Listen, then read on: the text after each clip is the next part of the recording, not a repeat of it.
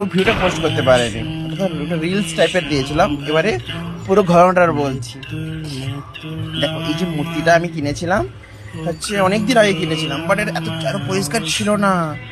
আমি ওটাকে যে এত পরিষ্কার হয়ে যাবে ভাবতে পারিনি। দেখেছো পুরো চকচক করছে, সোনার মতো চকচক করছে না?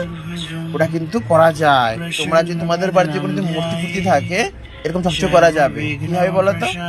ওই লেবু আর হচ্ছে তোমার হচ্ছে এটা দিয়ে তুমি যদি সল্ট ইউজ করো, তখন কিন্তু অলরেডি কিন্তু এটা এইভাবে হয়ে। তারপরে কি বলতো, তুমি হচ্ছে করলে না চকচক করবে। আর সত্যি এত সুন্দর লাগছিল।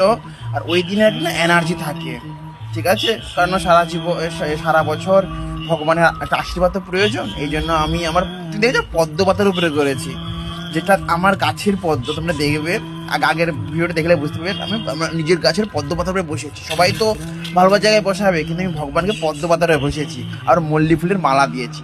বলো কেমন হয়েছে? প্লিজ জানিও কেমন হয়েছে, প্লিজ প্লিজ প্লিজ জানিও। আর আমও দিয়েছি ভগবানকে।